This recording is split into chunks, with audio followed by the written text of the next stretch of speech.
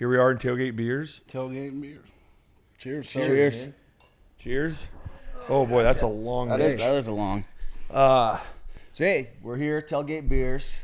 We have Austin and Ryan here as usual today. We're here with DJ Cliffy D. He is the official DJ for Tailgate N Tallboys. He's got some other events coming up. He's coming up to Cruisin's area. We'll get into here in a little bit too. So yeah, we're here in Nashville actually this week. Austin, Wayne, and I, and Charles come down to Nashville and hanging out with some of our friends. We're gonna have some great content to share with you guys over the upcoming weeks and talk about our trip. So thank you for joining us. Welcome to my city. Yeah, exactly. Welcome to Tailgate Beers. Yeah. So. Let's go.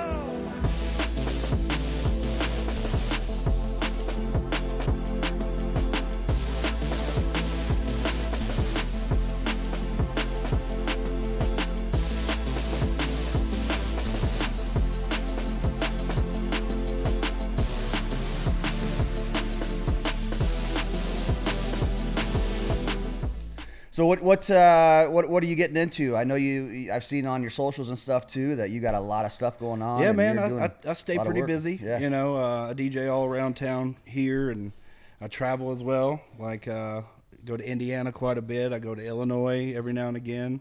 I'll be there Halloween for at Cruisin's for Halloween night. Bouncing around. Just built a studio as well behind my house, about 45 minutes outside of Nashville, and ready to get back to work doing that stuff. You know, I took kind of a year off to build it, but now I've got a space right behind my house. So even a lot of what you said there, I want to dive into further. Let's first get some more information out on the Halloween party. Halloween Cruisin's Costume contest. Yeah, oh yeah. I heard. We're doing the costume contest. We're throwing out some money, throwing out some Tailgate N Tallboys tickets. This will be the third year in a row I've done Halloween. And I'll also be there on New Year's Eve. Doing the same thing, kind of, you know. Awesome. Dropping the balloons and giving away tickets. And that'll be the third year in a row I've done that as well.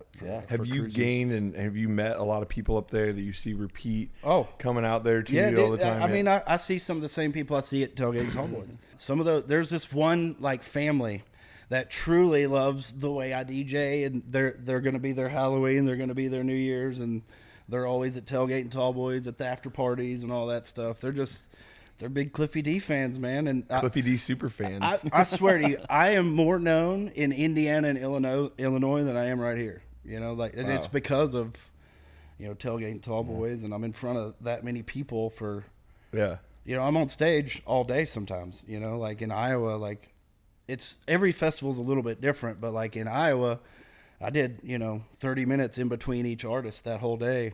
And so I was on stage for like 2.5 hours if you add it all up. Yeah, because you really act as almost a host / DJ. Yeah. And it's funny, about like the last time I go on, I've seen some of the same people that got there at 2 o'clock. And I'm like, hey, we've been in this together, you know, like, because I mean, they're sweating, you know, they've been out there in the elements. We all have all day and stuff. It's pretty cool, man. Like, I love the build up to the gates opening. Oh, that's my favorite part. Like, and I tell one of my favorite parts is welcoming everyone, and the initial opening of the gates. And Wayne usually comes up there too, and it's just, I mean, some people are they're doing whatever they can to get up front, bro. And some people face plant and get up. They don't even care. They're just still going. One girl last year broke her leg coming in, and then I saw her that night with the cast on. Like, she went and got the cast and came back. Where was that at? That was at Bloomington. Somebody broke their leg. I didn't know that. Yeah, Sierra. I know her name. Like, holy crap! Did you sign the cast? I think I did. Yeah, I think I was the first person to sign it. Yeah, for real. That's wild. I've never heard that story. But yeah, she went, took care of it, and came right back. So, Tailgate N Tallboys, you started DJing. It's crazy to see how that's evolved, because I want to say, what was the first year you DJed? First year, it was, I think, 2018, and I was with Upchurch as his DJ.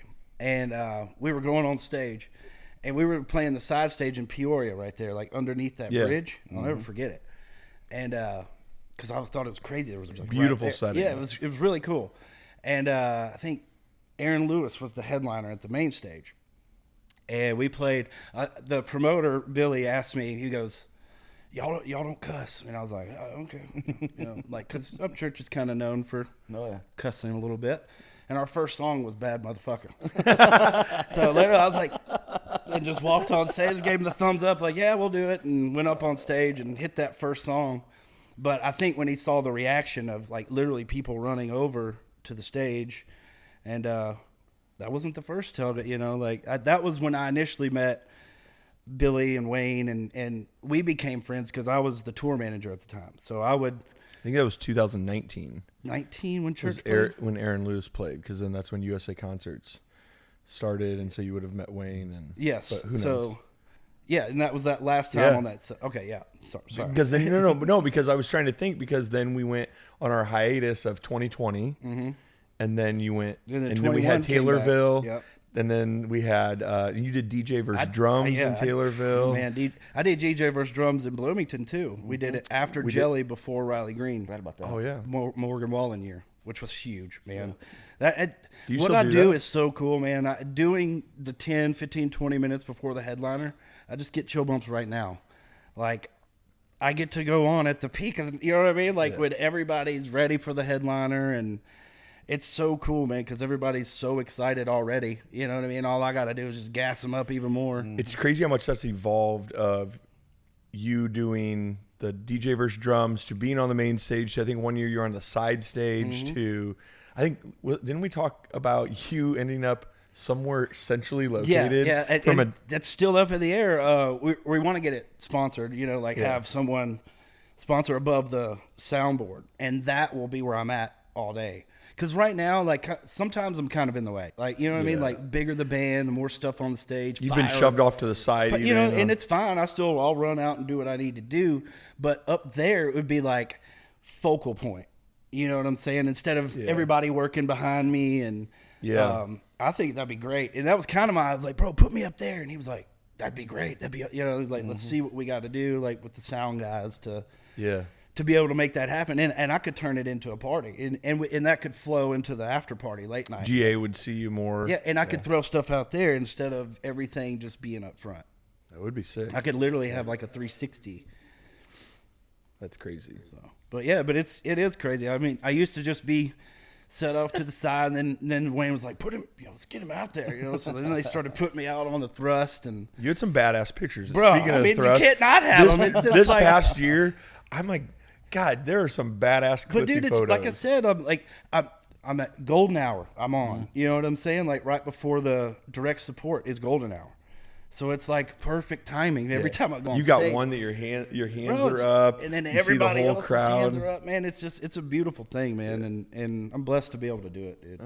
We love having you on it. It's so much fun, man. It's like I just said earlier, I'm looking forward to next year already. Like it's like going to summer camp. Yeah, so we'll have June 5th through the 7th in Iowa. Yes, and then the following weekend, we go from Clinton, Iowa to Bloomington, Illinois, June 12th through the 15th. Yeah, man. So last year I was saying, like, dude, those two back-to-back weekends are fun, but we're ready to Holy be done. cow. You know but what I mean, 7 days of music in a span of 14. And like I don't even go home. Remember I cut the grass. I'm cutting the grass in Bloomington, and that's my thing.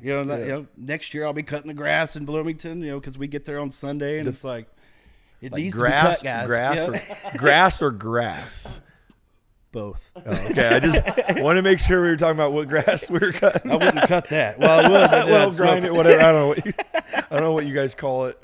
How'd you get into DJing? How'd you get into the music? Man, I'm 42. Couldn't sing. When I was 18, I went. I've always wanted to do it, and we went on our senior trip to Cancun, and I saw like DJ Scribble, like all these DJs that I watched on MTV. Yeah. And I was like, I thought it would be really cool to try it or whatever. So I took all my graduation money, and I went to Sam Ash and bought a DJ in a box and a few records, and I was 18, and I bullshitted my way into some gigs in Nashville. So I started like knowing the club owners and stuff. And this one club owner was like, I brought 75 people in one night, just on a Tuesday night. And he was like, so you're a DJ, huh? I brought a CD, trying to get a gig and shit. And he goes, well, you're hired. Without listening to it or nothing. He's like, you just brought 75 people to my bar on a Tuesday. You're hired. You got something. So it took that, and then he was like, we'll teach you how to DJ, you know, because they were more of like a party bar. Like I would play music, and then we'd do skits, like with the bartenders and shit. So I learned how to really work the mic, and like he made me come in during the day and talk over music just so I could understand myself over music. Oh, yeah. Because that's hard to do. It's like some people just grab the mic and don't really talk into it, you know? Right. I don't understand shit about DJing, to be honest with you. But I love it, man. I mean, I've been in this industry and I love music all around, but I literally don't get it. And you like this year, I wanted you at that after party so bad because, dude, I had them. Like, from the one in Iowa, which was cool, it was at that little Manning's Whistle Stop in the bar. Yeah. But, dude, I turned that bar out. You know what I mean? That bar's never had a DJ like that. Like, and I knew it. I was like, this is going to be fun. But then the after party in Bloomington that one night, bro, I think it was the after Bailey. Yeah. It was just epic, bro. I mean, there's probably 6,000 people. We normally did it in the tent, but something happened and we had to move it to the side I think stage. that was after Eric Church night when it was Friday night. Yes, it was that night where there were so many people there. Yeah. And people were just dying to party. Yeah. And then, my stage got a little out of hand. It was great. Nothing bad happened, but, you know, it was fun, man. And just looking out there and seeing, you know, Wayne was like, dude, there was 5,000 or 6,000 people in front. And I was like, I know. Like, it was epic, bro. And they were in it, bro. I could have played anything, and they were just eating it up. And it was a good after party, bro. Like, and that one just, I can't wait for next year. I hope we can do one like that next year, man. Now I want to get up there and actually, you know, watch what a lot of people, you know, don't really get to see me, you know, and the ones that were on stage were like, dude, you're really getting it. And I'm like, I love when people, even though I know there's a lot that goes into it, but some people are like, anybody can just start playing songs and run around. Like, you just pushing imaginary buttons and shit. There's a whole flow to it. And yeah. Do you like practice your sets and you kind of walk through those sets? For tailgates, I do, yes. Because it's different than playing a nightclub. Like, I'm playing to 20,000 people, all ages. So it's a little, you know, I'm not up there F-bombing and stuff. I might say, give me a hell yeah or something, but I'm not. I keep it tame. Yeah. And I keep the music. And you mix in artists that are playing and like for country the next themed. day, I take all that into account. I try not to play like a cover that Jelly would do. Right. So like, you know, like he was doing Colt 45, and Colt 45 is like a good song I play. You know, get everybody. So the day Jelly plays, I don't play Colt 45. Just you got to take stuff like that into account. Well, there's a lot that goes into it. Even I'm like, I have no idea.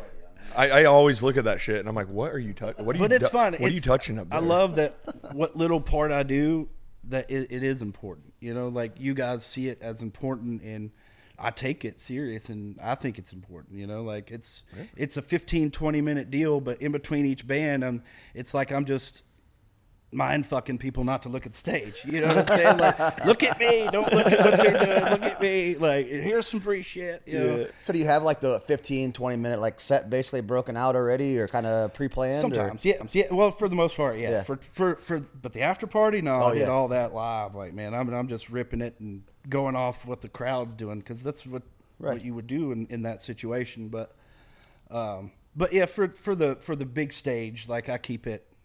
I don't want to mess up. Like, I definitely, that's what I'm doing in the back. You know what I mean? You'll see me in O-Rig with our computer. We're over there putting together my next set for the next artist. Are there any songs that you like will refuse to, like you just don't? No, you don't have to name them or anything. Obviously, no. I'm pretty much into all types of music. Yeah. I mean, there's certain songs just being a DJ you get tired of playing. Right. But I mean, at the end of the day, I'm playing for other people. You know. Very rarely am I playing for myself. Yeah. That's in my car. So other than that, like, I take the ego out and I'm playing to them. So and I've been watching on your socials, and you mentioned earlier about building your new studio in the backyard, and tell us what your plans are there. Man, it's been great. I've already got artists lined up, ready to work. Got Gorilla Zoe coming. I got Justin Champagne coming. Carly Rogers coming. Just people I've already worked with before. Circling back, and but like last year, even with the studio closing in September, I still put out 30-something singles last year in 2023. Damn. And I've only put out one this year because I kind of took that year off.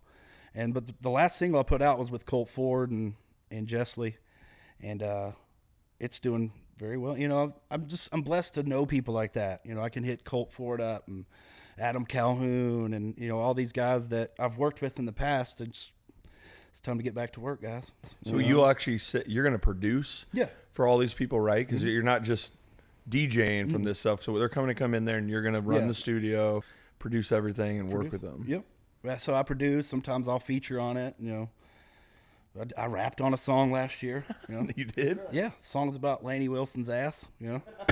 It's called Dump Truck. Why? Oh, I've heard Dump Truck. I guess I didn't know. But yeah, that's me rapping on the second verse.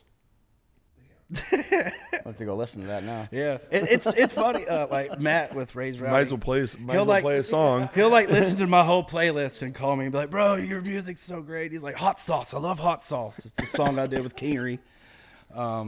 But yeah, it's just, you know, I've got EDM songs out. I got country songs out. I got rap songs out. Like, I like being versatile like that as well in my studio. So if you want to come do a country song, come do a country song. If you want to do some rap shit, let's do some rap shit.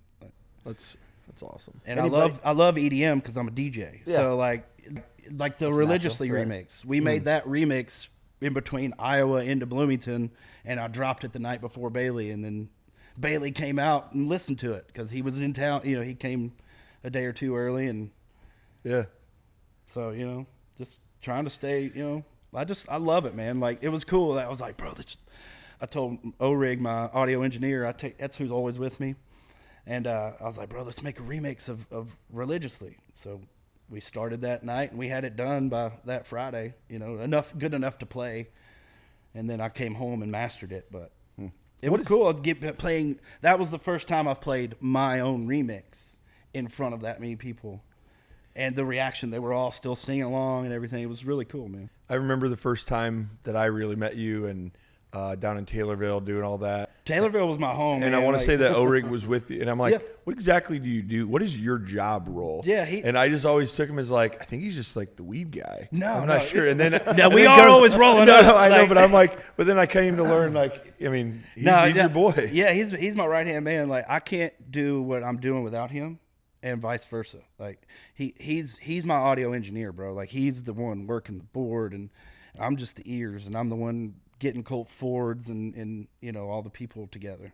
Yeah.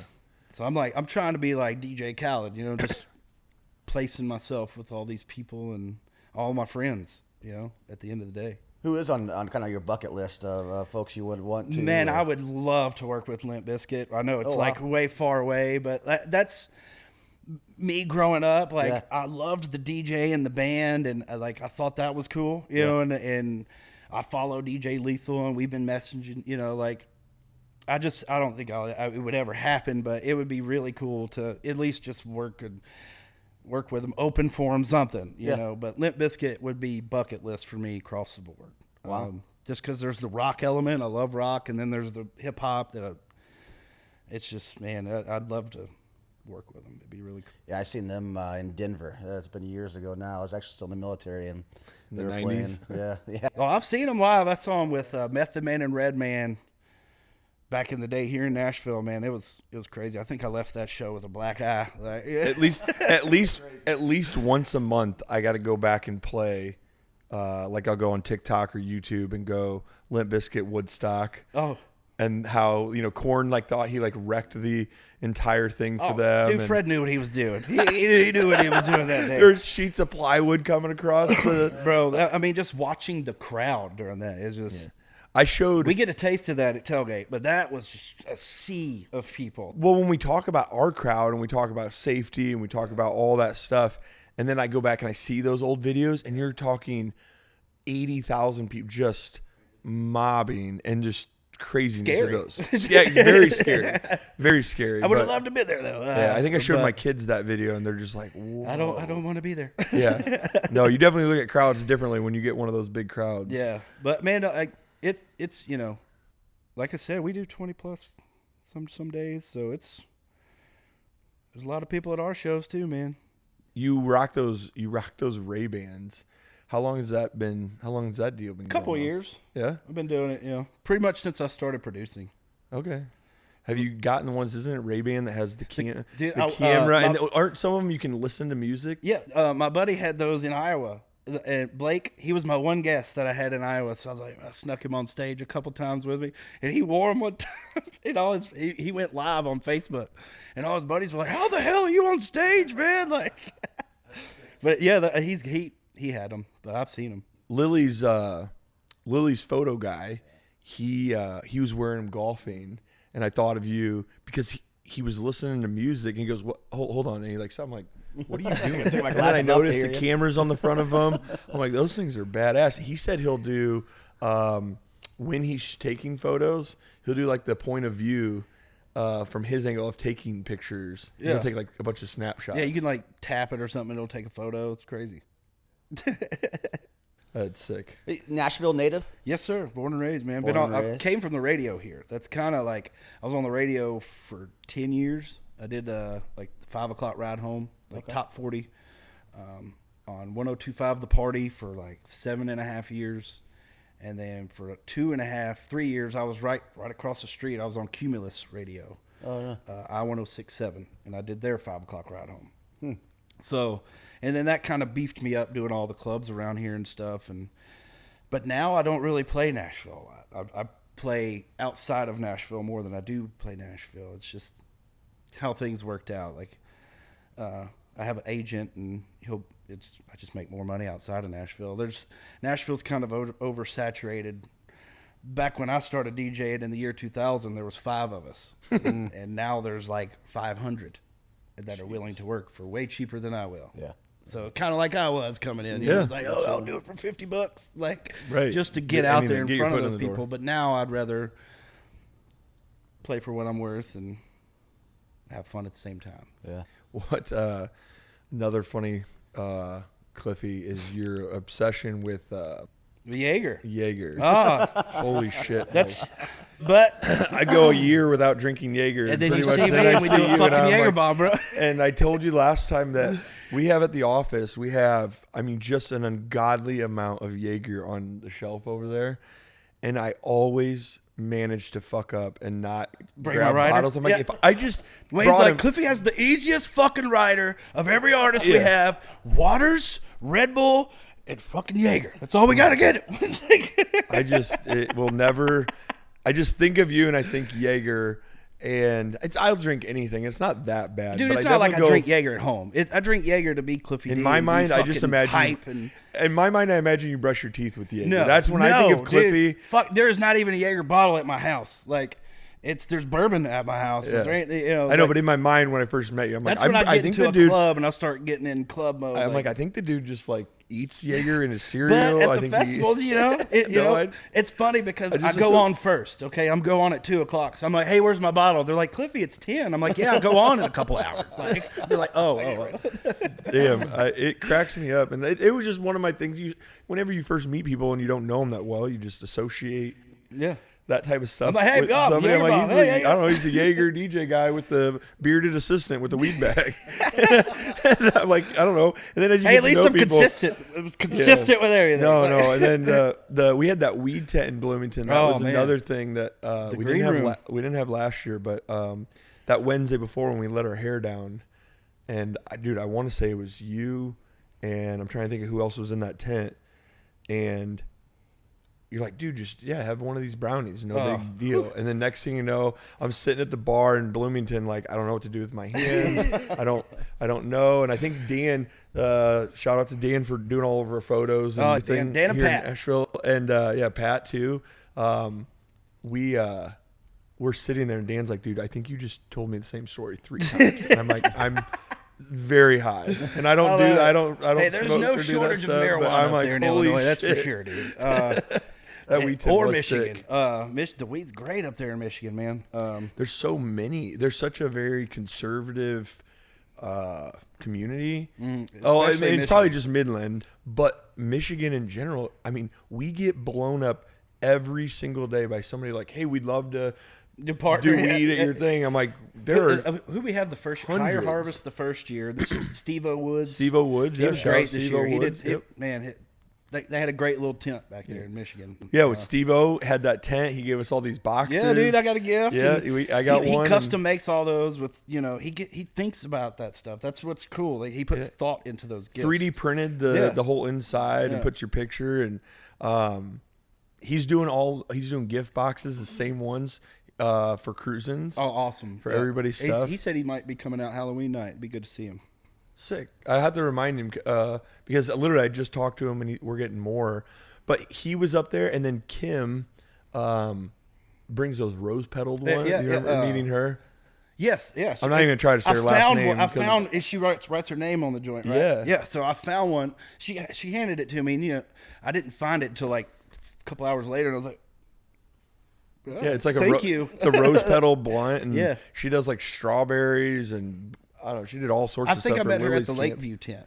That she was hanging out with those. Oh, guys. probably because she knows Matt and stuff. Super but nice. we love those guys too, man. They're killing it. We interviewed them up in Chicago, not about a month ago now. Yeah, a couple weeks ago at the Stained, Breaking Benjamin, and Daughtry. Mm-hmm. Stained was Aaron Lewis is insane. Oh yeah, Breaking Benjamin too, man. Well, we didn't even get to see, and I love Breaking Benjamin. Man, I love hearing them live too. They sound just like the damn CD, Like it's like. And I've seen Breaking Benjamin, but we missed it because we were doing the podcast. But Aaron Lewis, I didn't even really get to see him when he played in Peoria. I think we were busy doing something. I've only seen him as Aaron Lewis, not with Stain. I've never seen Stained, and I loved Stained. I would love to see him with Stain. He gets up there, and their production was sick. He sounded the exact same. That's all. Smoked probably 2 packs of cigarettes up there. Oh, he's a cigarette smoker. I'm like, holy cow, and just tears it up. It was good. Yeah, I saw Aaron as he came through Peoria, I don't know, last 6 months or so ago, and he chain smoked the whole time. Yeah. Drank his whatever it was, and just sat there and just played. It was great. But circling to Lakeview, and to tie that to you, for a while, I mean, I always give them props, and I love their story of the working class, like grinding, doing whatever you can to make it, because people just think, oh, dude, you're the DJ of Tailgate N Tallboys, you must make $1 million a year. Yeah. I don't know. No, I'm cutting the grass. Yeah. But no, because you had you were doing weren't you doing landscape and all sorts of other stuff, and always on the side? I was building fences. I'd pretty much do whatever, man. If I need, luckily right now the music and DJing is enough, but it hadn't always been like that. But you did a lot of the work in your studio. Yeah. I mean, dude, I did all that myself, me and O-Rig, and literally in the past month, I've taught myself how to be an electrician and plumber just so I could finish up. Yeah, when it shocks you, you did something wrong. Yeah, you did something wrong. But yeah, I mean, literally between the people I know and just, gathered up the boys, and we knocked it out in about 2 weeks, like the finishing of the electrical and the plumbing. And but yeah, I can do whatever, man. Like, I ain't afraid to work either. No, I just love hearing that. I don't think people see that side of No, I mean, they only see Lakeview or you, and I know you're much more, I guess, reserved in a way from Lakeview. People think I drink Jaeger all day and fucking people play just have parties every night. Fucked up assumptions. Of you, but dude, I mean, at one point in my life here in this town, bro, I was DJing 6 nights a week, and I was on the radio 5 days a week. The only day I had off from the club was Monday. Damn. So I was literally every night, and I was on the radio. So it was a grind. I didn't have time to have day jobs or anything during that time. No, I was going to ask you, are you DJ Cliffy D all the time? No. Is it does your wife call you DJ Cliffy? No. My real name's Clifton. Cliffy D is a personality, man. Like I said, Jaeger bombs, fucking. I'm hype, man. Like if you ever see me DJ, bro, like I'm always moving, dancing, hands in the air, and that's the type of DJing I do. Not very chill. And the club owners around here know that. They're like, if we want to get Cliffy D, I DJ'd a club Saturday. Didn't even start till 11, and DJ'd for 45 minutes because they do line dancing until 11, and then I go on at 11, and they're ready for it because it's been nothing but line dancing from 7 to 11. So it's it's cool, man. I'm blessed. I got a good voice on a microphone, and you can understand me, and that's what a lot of these club owners and stuff. So I work at this one club in Indiana, and one of the owners, Chad, he's like, bro, you can come up here and just talk on the mic. He's like, they got a great DJ, John Jay. He's a great DJ. He's like, you just come up here and talk on the mic, man. You sound so good, and we make so much more money with your just getting them hyped by saying dumb shit. And You got the voice of an angel. getting them to put their hands up. And it's really just being able to understand me, like, because that's an art form. Talking on the mic over music in front of people to where they can understand you is tough. And that, like I said, that club owner a long time ago taught me. He was like, if you want to do this, you got to be able to. And you have people just staring at you like, come on, we're here for whoever, man. Just keep it going. And like, that was really been here cool all this day. year in Iowa. You know, Jelly was a little late, and it was my job to stall the crowd. And I did. And I did a really good job of it, dude. And I know I did. I knew it when I walked off stage, man. And Jelly hugged me. He literally got off that plane, got out of that car, hugged me, and thanked me. He was like, bro, he's like, thank you for holding them for me, man. I know, you know, he knew I did it. You know? Oh, Rick. What up, brother? You're original motherfucker. I really was saying it. I know. I had to fill in. I love you. That was so stressful.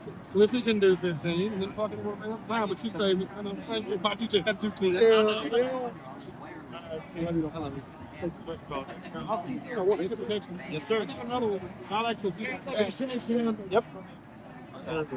Well, and also, I think that's another thing I love about having the same. We have had other people want to DJ and have the host spot or have whatever. And we've had, Chelsea Lynn. She did a great job hosting. We ended up working, I let her you guys- DJ. I was like, come up and DJ. Yep. We ended up blending and working together. Loved all that. But if one thing I love about the consistency of, and we've mentioned Pat on here, even Pat taking photography or, video, they see the same people every year. Yeah. They know They now know who you I had are. signs out. Remember, you tagged me in that photo of the kid hold. Like, I thought that was awesome, man. But that kid was all about Cliffy D from Thursday to Saturday. You know what I mean? Like, he was really excited about when I came out and did my thing. That he came to the after party. Like, You have kids wanting to be DJs, possibly. Like, imagine that. Like, that's you awesome. actually bro. have like, people where they're like, man, I want to do that shit. Yeah. Everybody thinks about that artist. So it's been cool that people, you're a household name. Yeah. Now, and we love that. I appreciate you guys, man, and it's been cool being a part of it for so long. You know what I mean? Right. Like it's like I've seen it grow too. Like from the first year over in Peoria to moving over to Bloomington to gaining Iowa to gaining Michigan. Remember the one year in Michigan we did Taylorville. I fucking opened with DJ versus drums with 3-6 Mafia. Then we get in that car The bus. Yeah, and then we drove. No, it was a motor RV. Two brothers who I didn't even know who they are. And we go straight to Midland, Michigan. I mean, it was 8, 9. I mean, it was a ripper, dude. Yeah. Like, well, it was probably 8 to 9 hours. and then literally that was a At 2 Thursday. at 1 in the morning. So I played with 3-6 Mafia on a Thursday. We drove to that show Friday, and then drove right back to the same show Saturday. Oh, I do. In a weird, fucked up way, I miss the Mud Park. The Mud Park was my shit, dude. That because vibe was. I was, I was with Upchurch for a while, and I knew all them country rappers like Demon Jones. I got music out with all those guys, so it's pretty cool, doing those shows and playing my music. Like playing the music I produced, which I do slide some of it in Bloomington and stuff, but it's more of my country or type stuff. But there I could play country rap. But I'm saying the personalities, the people. Oh yeah, the there's setting. some characters, bro. Like there's that one big dude who wears like the Speedos and. Yeah. Man, it's but I got used to playing. I played a lot of mud parks at that time, not just that one. I was playing mud parks all around. So it to me playing mud parks was easy, because I knew that crowd, bro. Like I knew what they wanted to hear. So yeah, it was fun. Like that year for Taylorville, 3-6 Mafia. That was kind of a bucket list for me, man. Like. Opening up for the real 3-6 Mafia, not just DJ Paul or Juicy J, both of them together. And just being from Tennessee, I think it meant more to me than the people up there because, in Illinois, they were like, we're into it. Like all the people from Tennessee, we were all up front. We knew every word, and it just hit different for us, because 3-6 Mafia is from Tennessee. So, but that was really cool too, man. Like getting to be direct support for 3-6 Mafia, with my drummer, because I love doing that. It's just like me DJing, but with my drummer. So it's just as hype, if not hyper. I love that set. I love the DJ. So, dude, that set, I talk about it to this day, man. When we got done with that show, I couldn't tell you what I played, what I did. I literally blacked out that day. And O-Rig, he was like, Cliffy, that's the best I've ever seen you DJ in my life. And he was like, he's like, I've never seen someone control a crowd like you can control a crowd. Yeah, it meant a lot to me because I was like, I was like, did I do? I don't what. It was weird. I've heard about that happening, but that was like the first time it really happened to me where I was like, what the fuck did I just do? Like, how did that come about as far as DJ versus drums? I mean, how did I'll that? tell you exactly how, man. I played this club in Murfreesboro called Bluesboro, and I was the DJ, so I didn't start till midnight. So there was bands, like 9 to midnight. And his band was Dirty Cherry that played all the time. And we're boys and stuff, so they'd be taking breaks. We'd be down in the basement smoking weed and shit. So one day I was like, bro, why don't you just like stay on the drums when you get done, and we'll fucking jam together. Just see if it works, see what happens. And I played Baby Got Back or something. And dude, it was a vibe. Like he didn't suck. I was like, well, this is fucking crazy. So I was like, why don't you come over, the next day or two, and like we just started like jamming. Like I would just DJ and he would just drum over me DJing. And then we started getting tighter with it. I started using like Ableton and sending him a click track so he could really stay in time. And we just dialed it in, man. And we were doing it before DJ AM and all that stuff. And now we only do it once or twice a year, but when we do it, we usually do it on my birthday, and we sell a few tickets, and we've opened up for Yin Yang Twins, and we've done some Morgan Wallen weekend. Would you ever want to do it again at the festivals? Fuck yeah. It's always possible, but the thing about the reason we did it set that year is because we had the middle stage. But when I'm just on the stage kind of getting moved wherever, you can't do that with a drummer. Yeah. Like, you know what I mean? Like, we have to have a setup. We got to be mic'd up. Like, but for an after party or something like that, that'd be fucking sick, dude. Like, it's just like me DJing, but just it's more of like a visual. With the DJ, people get tired of just staring, at me or whatever, or at the DJ. With the drummer, they got two things to look at, and we're kind of going back and forth. And yeah, and it's intense. It is, and it's hard to explain to people too. Like club owners, like, man, what's this DJ versus drums thing? And I'm like, well, it's me with a drummer, and they're like, well, yeah, but I'm like, you just got to book it. I don't know how to sell it. Like it fucking works. It's. People really enjoy it, man, because there's the guys, sitting in the back just watching that don't really want to dance. And then you got the girls booty dancing over here. It's like it's not just a show, I mean, there's more things going on. Like if the girls don't care about watching, they can just twerk and do whatever they want, What else is on the horizon? What's coming up? Man, right now I'm focusing on my studio, trying to get people back in and let them know I'm back to work. I'm back to work, y'all. You heard it here first. Yeah, man. Like, I've talked to quite a few people this past year, Houston. Trying to get back in contact with those guys and get some work, man, and just stay busy, man. I love doing what I do, and I love staying busy, and blessed to be busy, man. Like doing. I haven't worked a day in my life, if you ask me, man. Like I wake up every day and I get to make music and go make others happy through music, and it's awesome, bro. What this might stem into my my favorite question, but I mean, I don't even know what. I mean, I know you listen to everything. Yeah. But I mean, I guess I'll just jump into Might as well. jump into the question. I was gonna ask you what music you like. Okay. But I do a little thing here where, you're on an airplane. Mm-hmm. You just so happen to have every fucking album imaginable at your fingertips. Okay. But you got to bail, and you got to only take 5. What are you taking? I mean, We're talking it's like going. full albums or like Albums.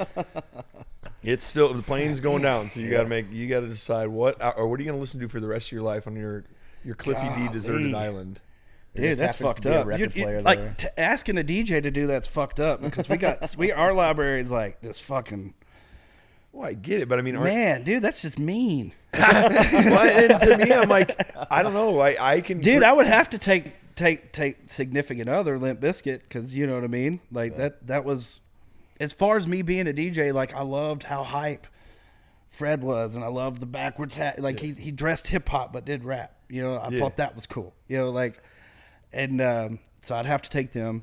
I've never thought about it from a DJ's perspective, where all you guys do are, you song, singles. And dude, I was blessed enough to be in bands. Like I thought that was cool. And then I ended up, the first artist I went out with was fucking Jelly Roll, bro.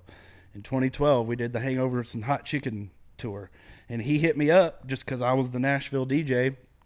And he was like, have you ever done it? And I was like, no. I've never been, a hype man for an artist. He was like, I'll teach you how to do it. It's pretty easy. You just pretty much rap when I can't. So so the first couple shows, I would see where, I was watching him and whenever he needed a breath. And by the time we got off that tour, man, I was his hype. You know what I mean? Like I knew when to. That was right when Sunday Morning came out. It's Sunday morning.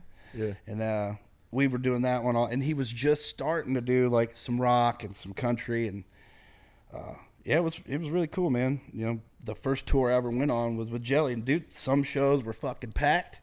Some shows there was 20, 30, 40 people at. That was during that time. And so you're trying to say you're going to take a Jelly Roll album, or what's going to be? No. Oh yeah. So I would have to say, we started with Limp Bizkit. I would have to go Korn. Love it. Freak on a Leash. Yep. Album. That was a big one for me. Man. Now I'd have to probably slip over into rap and take some 3-6 Mafia. Probably Chapter 1. If you know about the World Domination, Chapter 1 too. Chapter 1. That had Where's the Bud on it. That was a good one. So that's 3. And then country, I'd have to go with some classic like Garth. Like the what was the Garth album that he was on the front with the cowboy hat? The non-criminal Garth. Yes. I think he was wearing the blue and black checkered shirt. Yeah. That album, I'm just trying to remember albums that just stayed in my CD player for a while back in the day. And where we at 3 or 4? Those are discs. People don't know you. Just slide in. Yeah. Play it on. I still have all my CDs from when I first started DJing, bro.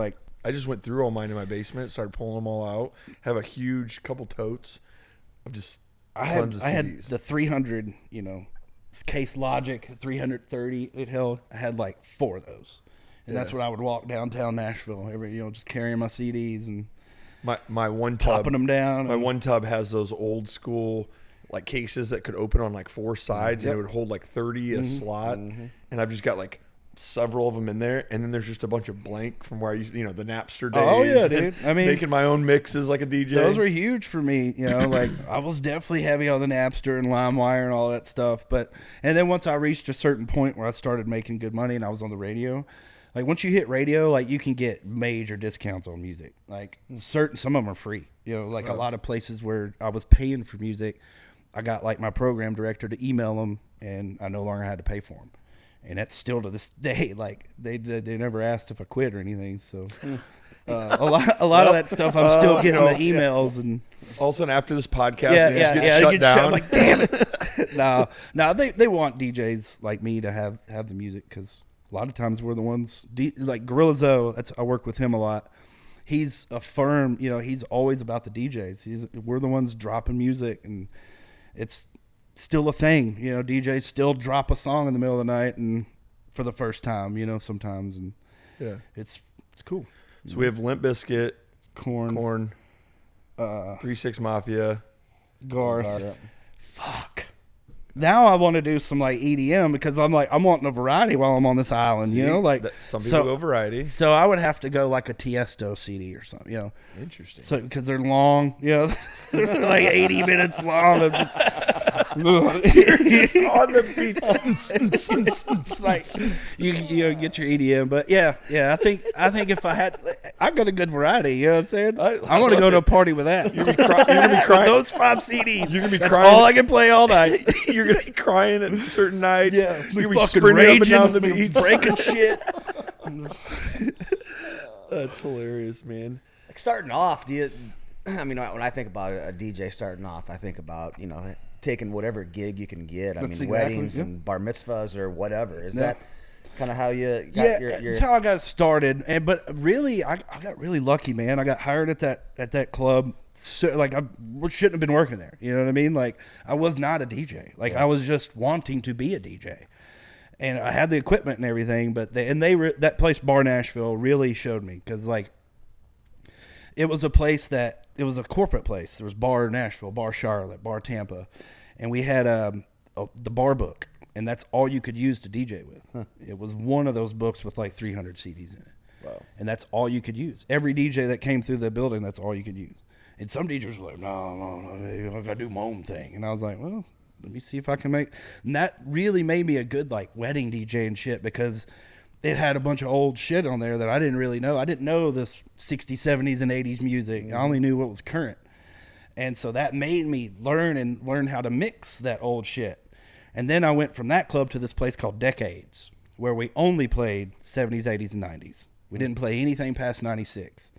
So like the newest song I played was Back That Ass Up. Like that was, and it worked backwards. So that was really cool, man. It made me learn that old music, and made like I was great at weddings at a young age, because the old people, like my friends started getting married, and they're like, man, my parents really like the way you're DJing. So I started getting more wedding, stuff like that. But now I don't do a lot of weddings. I'll do like 1 or 2 a year for people I know, because I ran into a couple bridezillas, and I love DJing too much, and I didn't want that to like ruin me DJing. You know what I mean? Get a bad taste. Like, so now if I do it, it's for someone I know, and they know what they're gonna get. And because dude, that girl that wedding didn't want any Michael Jackson, and dude, like on her playlist it was like Train and weird shit like that. And I was like, how can I even make this work? And like people were leaving, like people were coming up to me requesting the songs I would normally play, and I like literally had the do not list, and I was like, just show them the do not list. Whitney Houston on and the whole wedding was like 2 hours, like quit 2 hours early. She paid me and everything, but I was like, yeah, well, that's crazy. Everybody left because of your music.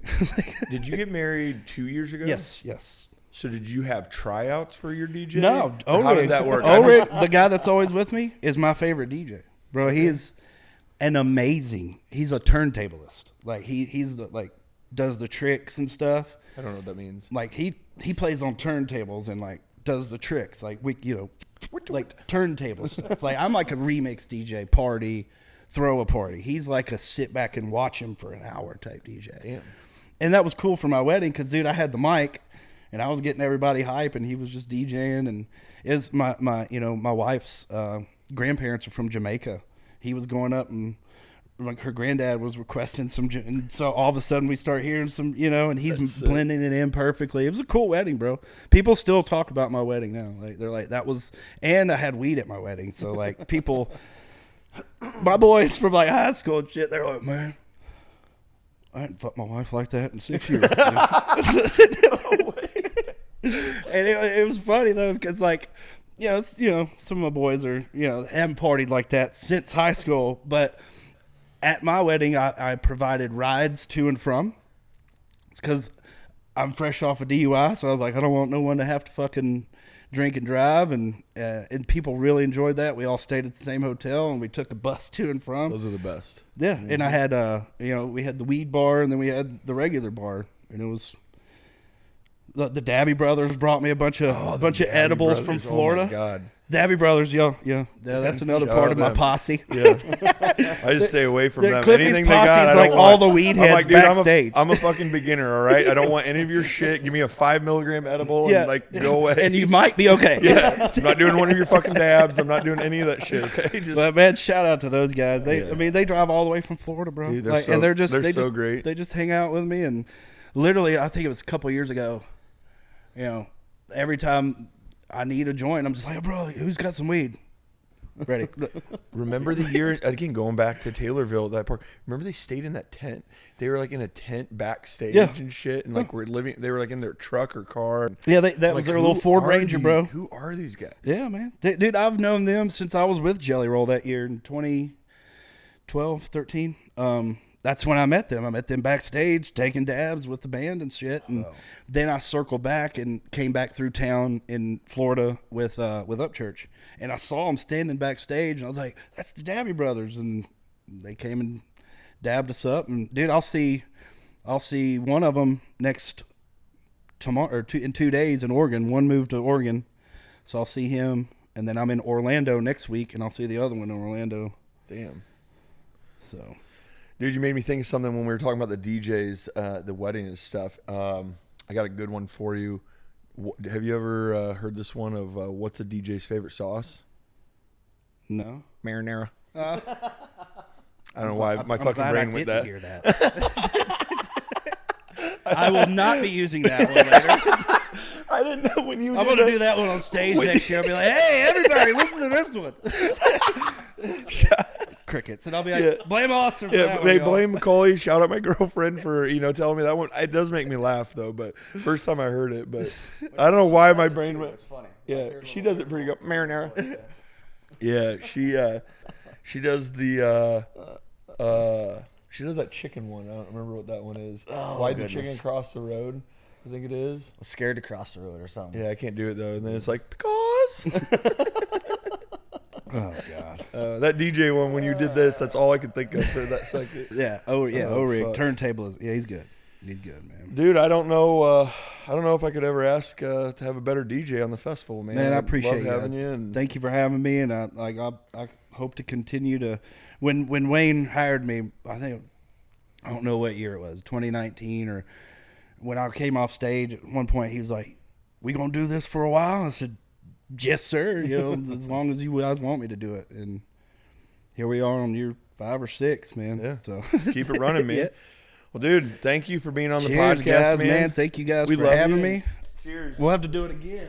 Oh, for sure. We're gonna do it at the festival. Fuck yeah, dude. So Those we'll are do it. fun, man, because I'm on a vibe all day, just seeing everybody backstage. And So we'll have to talk about a setup. I'm really trying to think because I love Raise Rowdy and they're gonna have stuff there, but we've been kind of brainstorming on.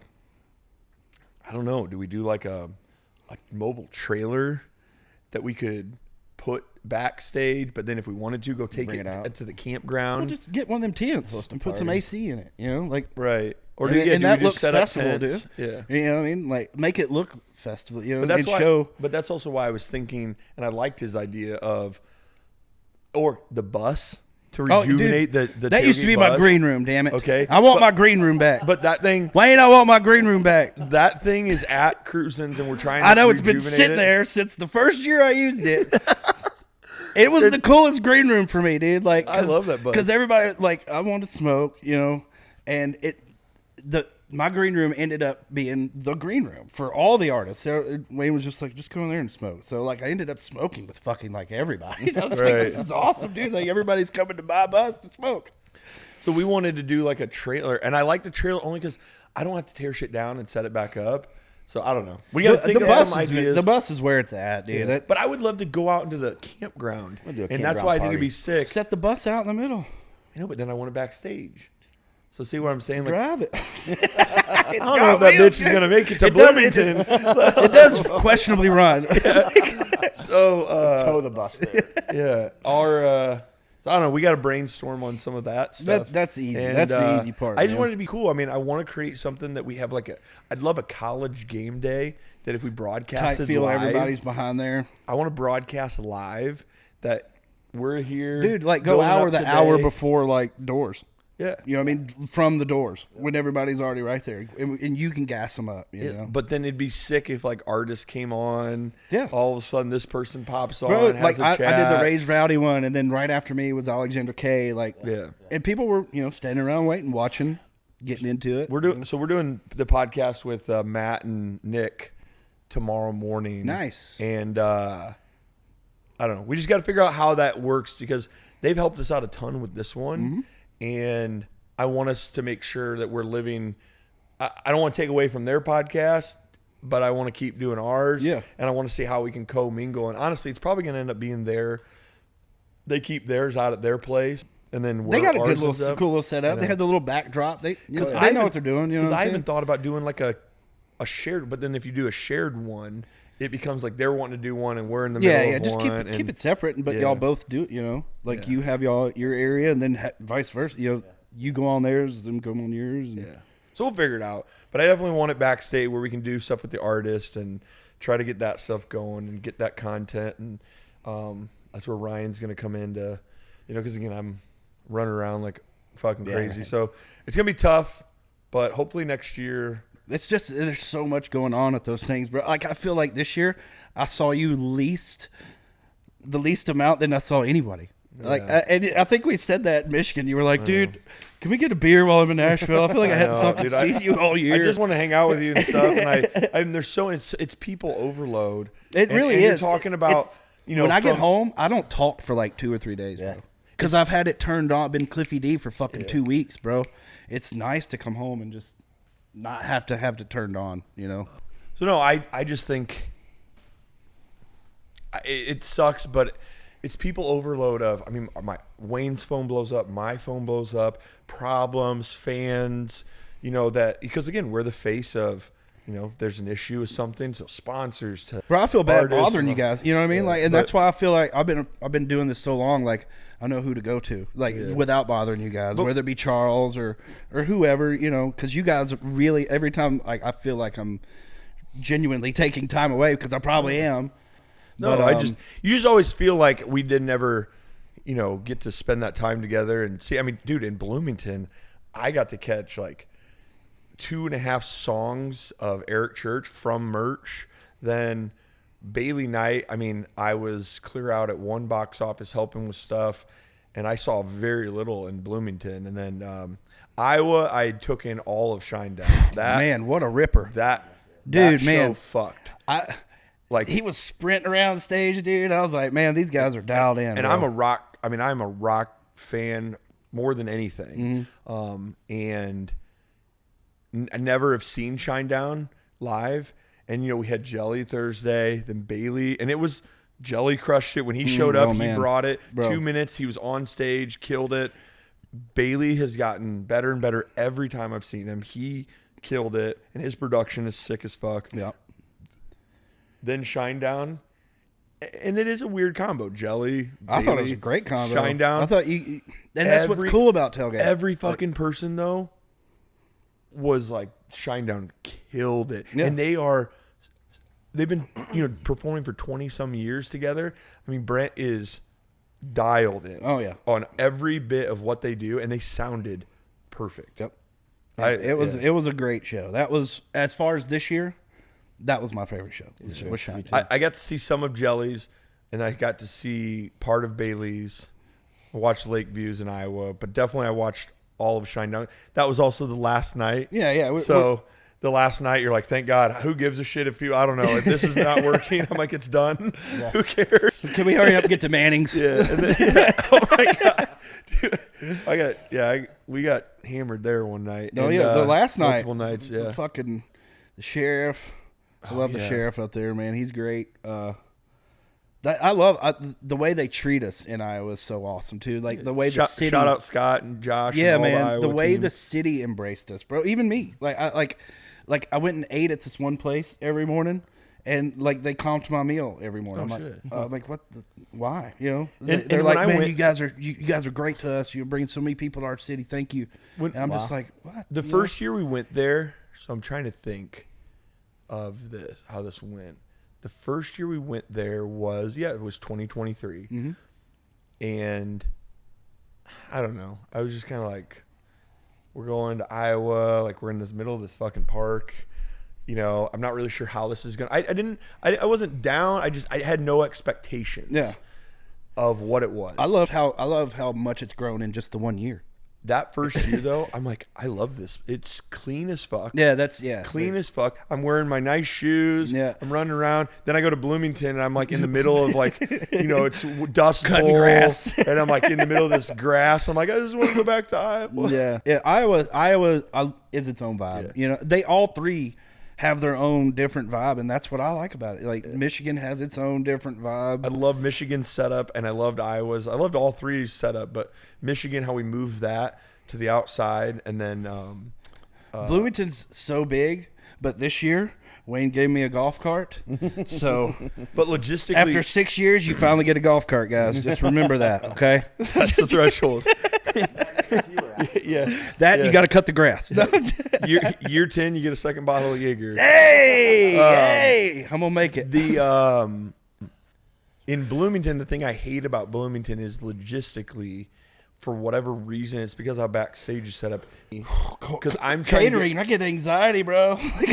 Getting from point A to point B is always my biggest thing. Is I'm clear out here in campground, but I have to get to VIP entrance. It's and tough, how bro. you get If there. you don't have a cart, you're fucked, or you're trying to find a ride from somebody with a but cart. it's just so big. So the travel and getting around, where Iowa getting from point to point, Michigan getting point to point is very. Iowa and Michigan were laid out almost identical. Yeah, and it's not too bad of a walk. You know what I mean? Like it's nice, manageable. It's doesn't take 20 minutes. it's fun and just. How you can always be different, what we can add and what we can do. Like, this Yeah. is why doing this podcast was something I wanted to do. And, we'll have ones where, dude, it'd be cool to have you back on where we just talk about the announcement, all the artists that we have. Someday I'd love to just be like, hey, dropping this Tuesday. Yeah. We drop the lineup on here first. Oh, yeah.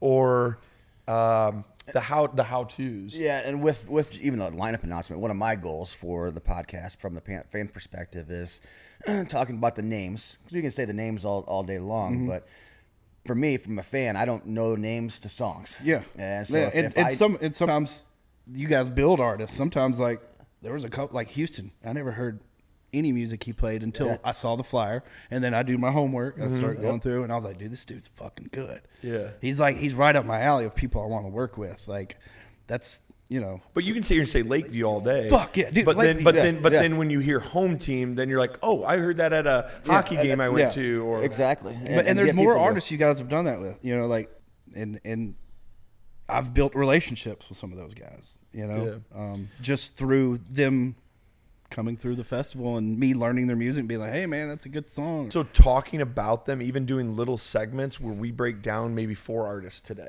And the podcast is just on Josh Ross and Lily Rose, and we talk about that. And then, hell, even once we know they're going to be on, like go into detail about like talking about who they are, talking play about some some snippets of their Yeah. popular songs or viral songs, whatever it may be, just so you can kind of put the face to the name. Yeah. And like I said, my goal is kind of get them earlier, get Yeah. them to come see you earlier in the Yeah. day, rather than I do know X, or nah, I'm just gonna wait till the headliner because that's the big name. yeah. And we live in a day and age of reels. Like where Tucker Wetmore this year, he was so good early. Yeah. Like, and I mean, I knew of him, Yep. but I didn't know him. You know what I mean? Yep. Like, and now I know who the fuck. You But know Michigan, what I mean? talking about how each town is different. Last year was the same thing. Michigan people, God bless all of you, get there super early and buy a shit ton of merch. But that's what I love about going on so early, is because I get the true fans, the ones that have been there with me there was all a day. lot That's why I early. say we've been doing this